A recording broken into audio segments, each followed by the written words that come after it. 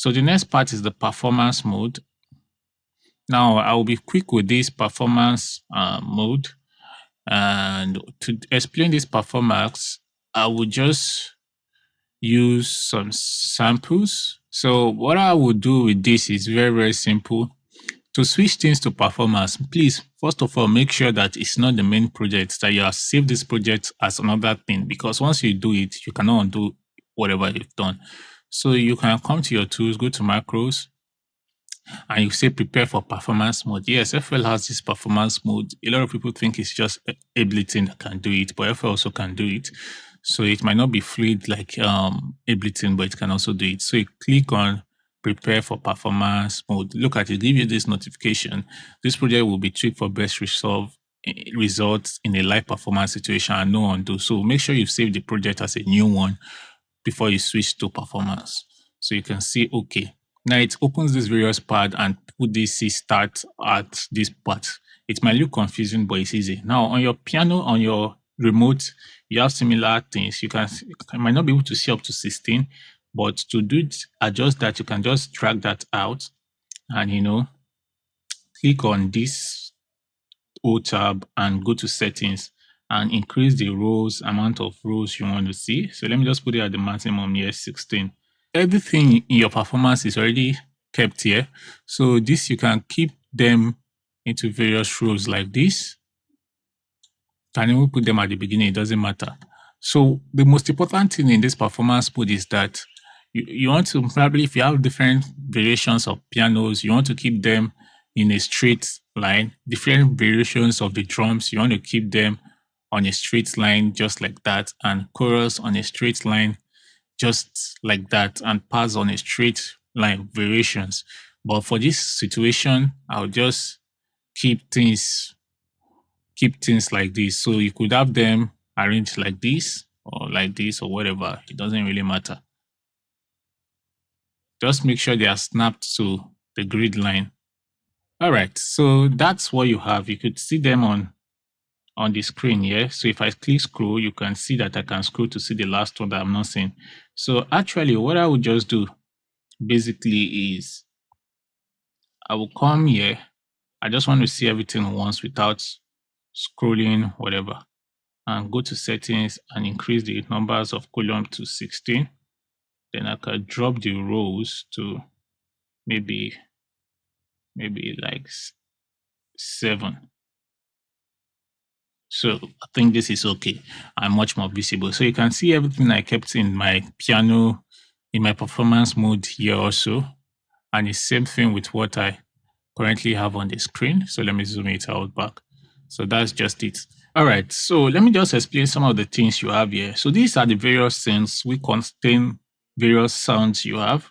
And this, like what you can see on the screen. Now this stops everything that you have on that row.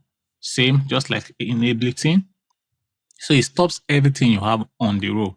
So to get started, the first thing you want to do is to press your play. When you press play, you will not hear anything. It will just be playing, you will not hear anything. But if you on this,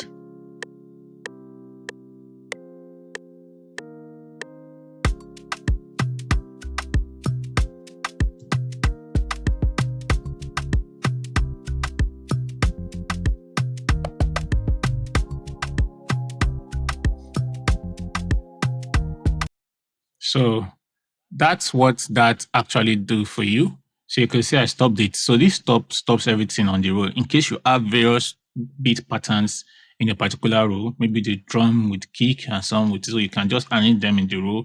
So once you move to the next one, on the row, it deactivates the previous one. So that's one sweet thing about this performance mode. I'm sorry I could not show you more, but I believe you get the idea. Now, another part I want to quickly cover is these triggers.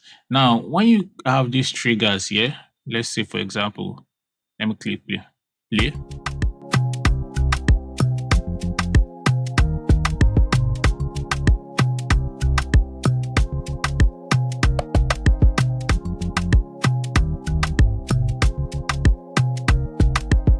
If you are observant, you will see that even when I click them, instead of them to stop, it's retriggering because of what controls we have here.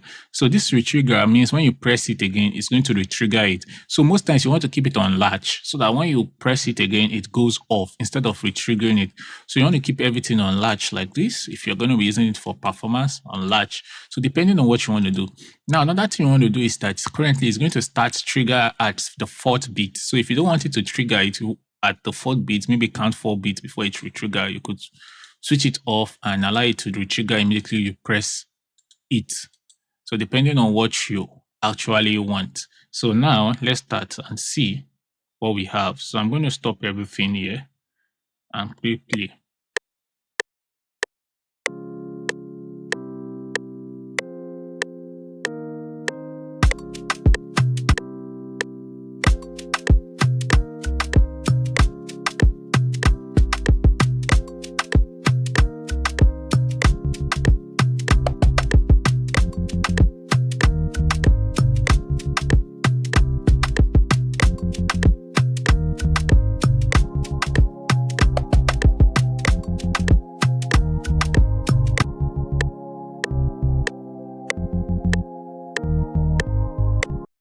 So I believe you've gotten an idea of how this works. Now here you also have the snap whatever, the snap controls here. Actually, to me, and this global snap here also, you also have it here. But to me, I don't really do most of the settings on the remote here. I do every settings I have to do here. So it's for me, it's much more easy. So I leave all those other things. This same mode, I don't see how it works anyway. So I just do all the whole settings here. So you can figure out how to maximize this. But most times, once you do the settings on your FL Studio, you're good to go.